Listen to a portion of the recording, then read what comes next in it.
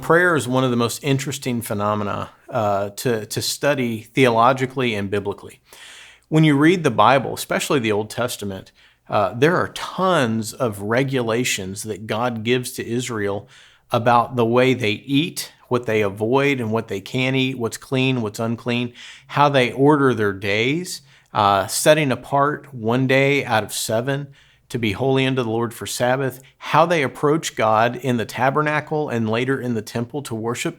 But the one thing that there's nearly no regulation on in Scripture is prayer. And that's just a fascinating thing because prayer is such an intimate communication between the believer and God. We might expect God would give us a lot more direction and a lot more direct propositional commands about prayer.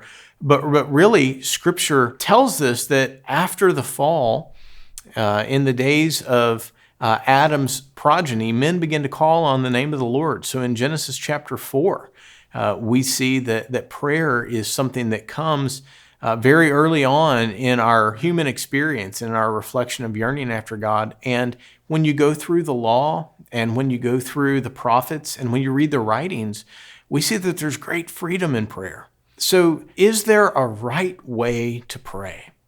It's a good question, because if there's a wrong way, we certainly don't want to be guilty of it. Sometimes we can develop helpful acronyms. One of those acronyms is ACTS: adoration, confession, thanksgiving, supplication.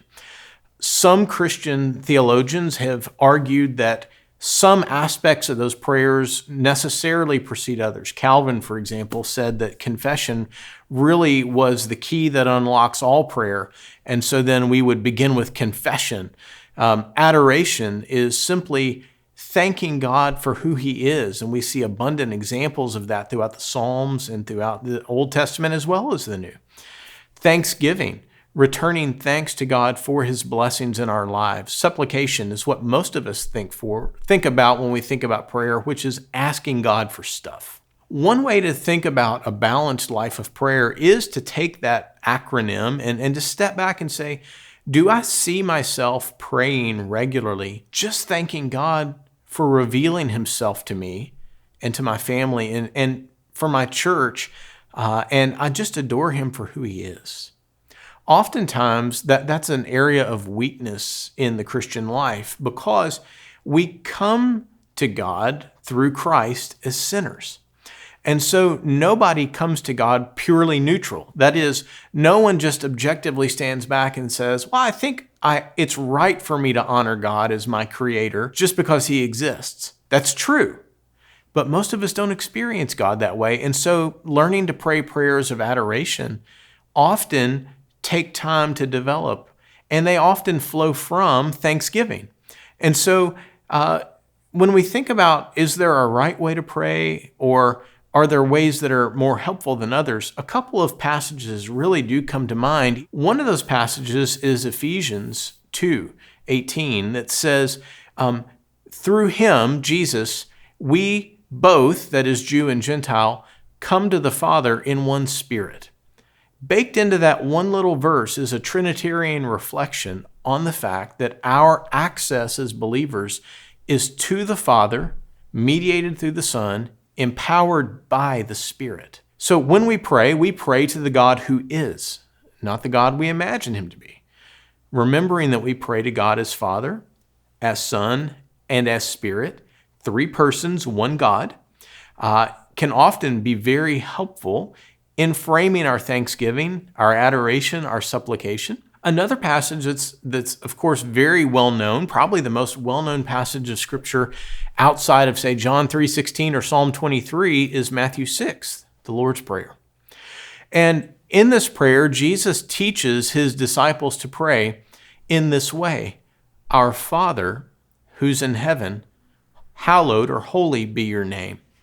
So we can look at the Lord's Prayer as sort of a template and see that right at the outset, Jesus is directing us to pray to the Father, to pray to Him with reverence, that His name, that is Himself, would be set aside and regarded as holy in our actual lives.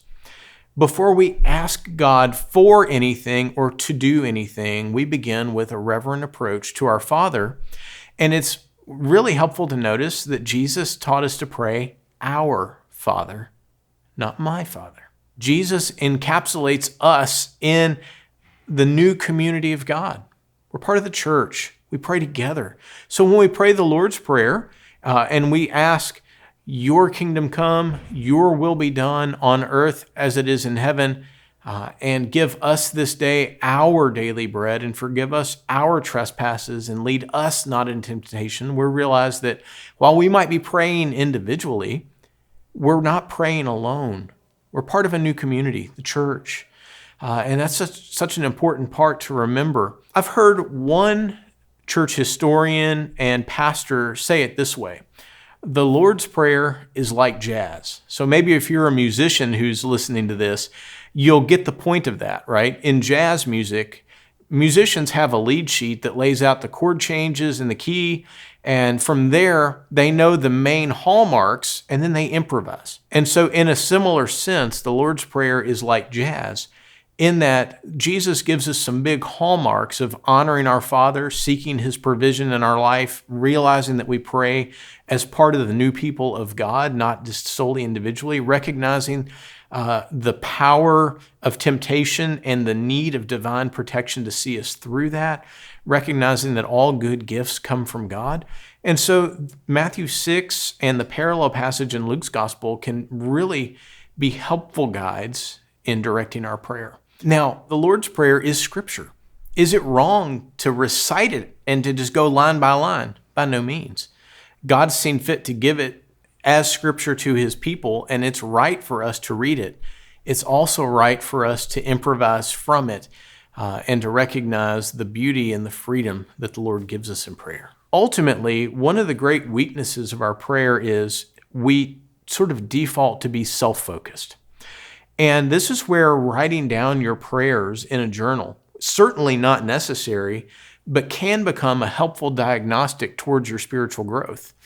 If you find yourself regularly praying self-focused prayers and not church-focused prayers, or self-focused prayers that turn God into more of a genie than the sovereign Lord, that might be a time to say that I'm praying in a wrong way, or praying with wrong motives, or praying for wrong directions. Of course, James tells us that it's possible to pray and not receive because we pray with wrong motives. And so testing the motive of our heart, do I genuinely desire this thing that I'm asking of God for His glory, or is it for my temporal good only, is an important aspect. But there's great freedom in prayer. And if you're watching this and you've been sort of caught up in, I have to kind of evenly balance my prayers between this made-up acronym, which can be a helpful diagnostic, but a terrible master, see the freedom that's in Scripture to call out and cast all of your cares or anxieties on Him because He cares for you. And to ask God for a variety of things, including just simply adoring Him for who He is.